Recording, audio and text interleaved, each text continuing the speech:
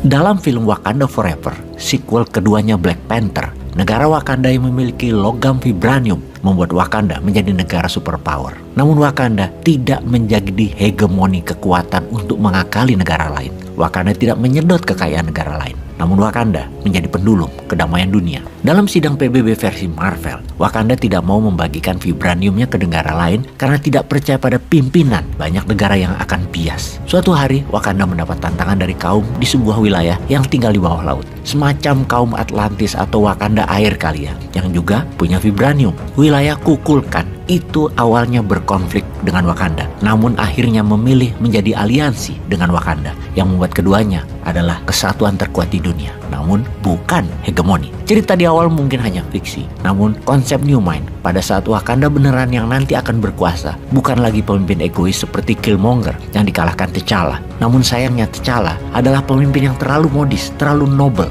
terlalu mulia. Wakanda perlu dipimpin pemimpin yang adil, yang tidak gila power, namun siap perang. Moto Civis Pacem Parabellum itu cocok banget buat Wakanda baru, buat Indonesia baru. Cinta damai, namun selalu siap untuk berperang. Idenya dalam kedamaian dunia, Indonesia baru ke depan adalah the world without superpower. Dunia tanpa hegemoni. Ini kunci kedamaian dunia, yaitu dunia tanpa hegemoni. Untuk membuat perdamaian tersebut, apa vibraniumnya Indonesia? Indonesia punya banyak mineral, namun sayang selama ini mineral tersebut hanya jadi komoditas. Cuman jadi alat transaksi dari aset tersebut. Aset yang berupa mineral, sayangnya Indonesia kecil keuntungannya, hanya dapat tidak lebih 15%-an hanya dari pajak. Sisanya asetnya hilang diambil oligar, hilang diambil pejabat yang ngakali pejabat lebih tinggi agar melihat bahwa menjual tanah air itu menguntungkan buat negara. Uangnya 450 triliun setahun. Itu uang kemana coba kalau pejabat tingginya sadar? Bukan uangnya Indonesia. Uang Indonesia hanya 10-15% saja. Itu uang investor, Bung, bukan uang rakyat. Negara paling top dapat 15%-an. Rakyat dipotong dengan korupsi pejabat-pejabat sekitar 5%-an. Sisanya dibagi buat 280 juta rakyat. Ya tinggal angin. Maka tinggal thorium, harta yang belum bisa dimainkan pejabat, juga karena dunia belum mau memanfaatkan thorium sebagai mineralnya, pindah ke negara hegemoni. Secara teknologi Indonesia siap, secara dana dengan printing money buat listrik nuklir tenaga thorium juga siap. Jangan bilang teknologinya nggak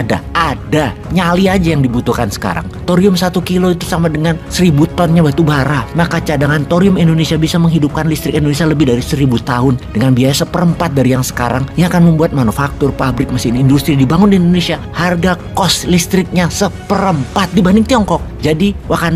Jadi Indonesia harus segera membangun listrik tenaga thorium, di mana pembangkit listrik thorium lebih efisien dibanding batu bara dan uranium sekalipun. Kalkulasinya, untuk menghasilkan 1000 megawatt atau 1 gigawatt per tahun diperlukan batu bara sebesar 3,5-4 juta ton. Sedang uranium diperlukan 200-250 ton. Sementara kalau menggunakan thorium, menghasilkan kapasitas produksi listrik tersebut 1 gigawatt hanya perlu 7 ton untuk menghasilkan 1000 megawatt tersebut dalam setahun. Kalau Indonesia saat ini memiliki 74.000 megawatt atau 74 gigawatt, yang idealnya Indonesia itu perlu 200 gigawatt, dan di tahun 2045 perlu 500 gigawatt, maka setahun Indonesia hanya perlu 3.500 ton thorium. Jadi 250.000 ton bisa untuk 71.000 tahun. Oke, kita lanjut ya tentang sisi teknis. Thorium merupakan hasil pemurnian dari timah, monasit, titanium, dan zirkon. Bila thorium dimanfaatkan, maka hal ini sekaligus menjadi implementasi paradigma waste to energy. Secara data, sumber daya thorium di Indonesia adalah 250.000 ton, sehingga Indonesia bukan hanya merupakan negara yang siap menjadi negara dengan ketahanan energi yang kuat selama lebih dari 1000 tahun, namun juga mampu memasok energi listrik secara internasional. 5 daerah penghasil potensi thorium yaitu Bangka Belitung, Kalimantan Barat, Kalimantan Timur,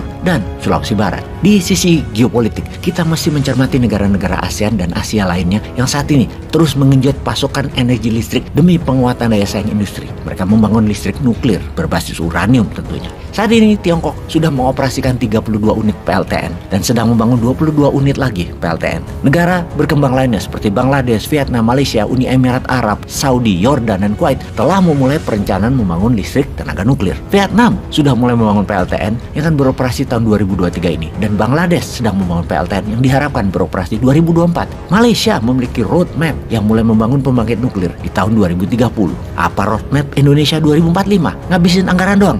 Itu kan dulu. Di tahun 2024 ke depan beda lah. Ada roadmap 2045, di mana di tahun 2035 50% listrik Indonesia sudah berbasis thorium. Di tahun 2045 100% berbasis thorium, dan di tahun 2070 Indonesia menerangi 50% dunia berbasis thorium. Sedikit nasihat, nuklir thorium Indonesia sebagai negara pemilik cadangan thorium terbesar di dunia jangan sampai ambiar seperti nikel yang membuat Tiongkok penguasa cadangan nikel jadi terbesar di dunia, yang tambangnya 10 tahun ini disedot habis-habisan, yang jadi smelter bahan setengah jadi tidak di refining, yang seakan smelter sudah maju industrinya masih dikadali Tiongkok yang pemurniannya adalah di sana, dan cadangannya menjadikan Tiongkok penguasa nikel untuk baterai terbanyak di dunia. Wes, yang nikel jadi pelajaran ya, jangan diulang, jangan ada lagi pejabat yang melindungi model-model begini. Intinya harus ke thorium. Thorium tidak boleh seperti nikel, harus langsung jadi power, jadi energi, jadi listrik.